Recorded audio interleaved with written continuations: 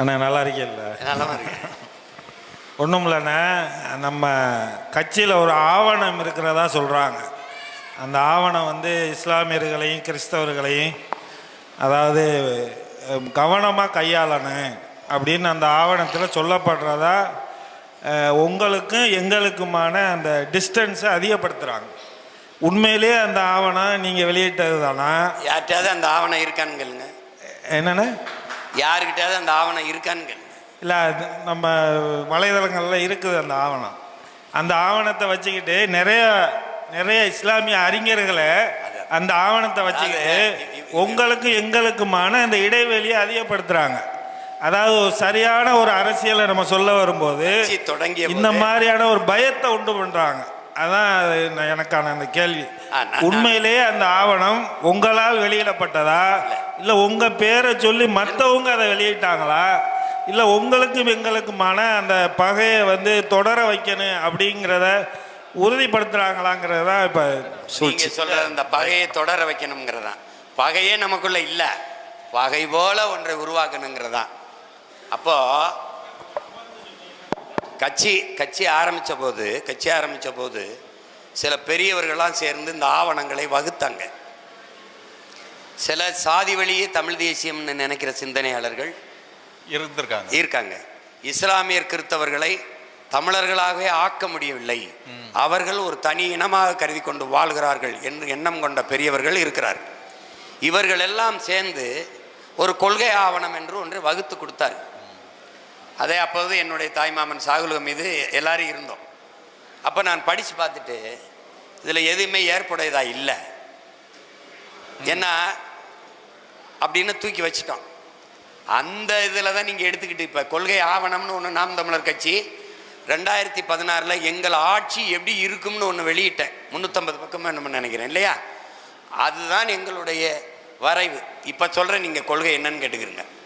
நாம் தமிழர் கட்சி எல்லா மக்களுக்கும், நாம் தமிழர் கட்சியின் அரசியல் எல்லா உயிர்களுக்கும், தலைமை அதிகாரம் எப்போதும் தமிழனுக்கு. ஏன்னா இங்க பாருங்க, இந்த ஒரு நிலம்தான் எனக்கு இருக்கு, இமய வரை இருந்தேங்கிறது வரலாறு. ஆனா இதுதான் இருக்குங்கிறது நிகழ்கால உண்மை. இப்ப இந்த இடத்துல அவரவர் நாட்டில் வாழ்வதும் அவரவர் நாட்டை ஆள்வதும் அடிப்படை உரிமை. இப்ப எல்லாரும் மொழி வழியே தனித்தனி மாநிலங்கள் பிரித்து கொண்டு போய் குடியேறிட்டார். இப்ப என் நிலத்தில் நான் ஆள்வது என்பது, நான் ஆண்டால்தான் என் மொழி, என் கலை, என் இலக்கியம், என் வரலாறு, என் மக்கள், அவர்களின் கல்வி, அவர்களின் மருத்துவம், அவர்களின் வேலைவாய்ப்பு, அவர்களின் பொருளாதார வளர்ச்சி மேம்பாடு உங்களுக்கு புரியுதுன்னு நினைக்கிறேன். என்னுடைய காடு, என்னுடைய கடல், என்னுடைய மலை, என்னுடைய ஆறு, என்னுடைய மணல், இதெல்லாம் எப்போ வரும்னா என் தாயிற்கலை, என் தாயை எல்லோரும் அம்மா என்று அழைக்கலாம். ஆனால் மகன் நான் ஒருவன், என்னுடைய நேசமும் மற்றவர்கள் அம்மாவென்று அழைக்கிற நேசமும் பாசமும் ஒன்றல்ல. அது மாதிரி யாரும் வரலாம் வாழலாம், நாங்க தான் ஆளுவோம். புரியுதா உங்களுக்கு? அப்போ இதுல என்ன வருதுன்னா, எல்லோரையும் வாழ வைப்போம், அது தமிழ் தேசிய இனத்தின் பெருமை. ஆனால் எம் இனம் சார்ந்த ஒருவனை ஆள வைப்போம், அது எம் இனத்தின் அடிப்படை அரசியல் உரிமை. இது எங்க கோட்பாடு. எல்லாரும் ஒன்னா நிற்போம். கன்னடர், தெலுங்கர், மலையாளி, துளுவர், பீகாரி, குஜராத்தி எல்லாரும் ஒன்னா நிற்போம். ஆனால் நாங்க தான் சற்று முன்னால் நிற்போம். ஒரு தாய் பிள்ளைகளாக எல்லோரும் கூடி என் தாய் நிலத்திலே வாழுவோம். ஆனால் என் தாய் நிலத்தை நாங்கள் தான் ஆளுவோம். இது என்னுடைய ஃபண்டமெண்டல் பொலிட்டிக்கல் ரைட்ஸ், அடிப்படை அரசியல் உரிமை. இது எங்க கோட்பாடு. எங்களுடைய கனவு பசி, பஞ்சம், ஊழல், லஞ்சம், கொலை, கொள்ளை, சாதிய இழிவு, தீண்டாமை, ஒடுக்குமுறை, அடக்குமுறை, பெண்ணி அடிமைத்தனம், மது, மத போதை, இது ஏதுமற்ற புதிய ஒரு தேசம் செய்வோம். மக்கள் புரட்சியால் அதை உறுதி செய்வோம். இது எங்க கோட்பாடு. இதுல இவர் இஸ்லாத்தை, இவர் கிறிஸ்துவர், இவர் இந்து, இவர் பீகாரி, கல்வி எல்லாருக்கும் இலவசம்னா எல்லாருக்கும் இலவசம் தான்.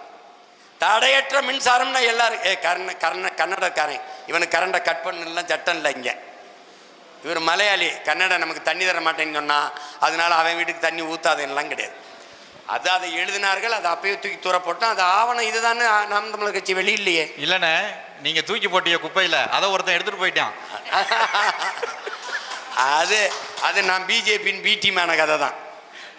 உங்களுக்கு புரியுதா? அது அதெல்லாம் இல்லை, நீங்கள் அதெல்லாம் விட்டுருங்க. அதெல்லாம் நம்ம கொள்கை.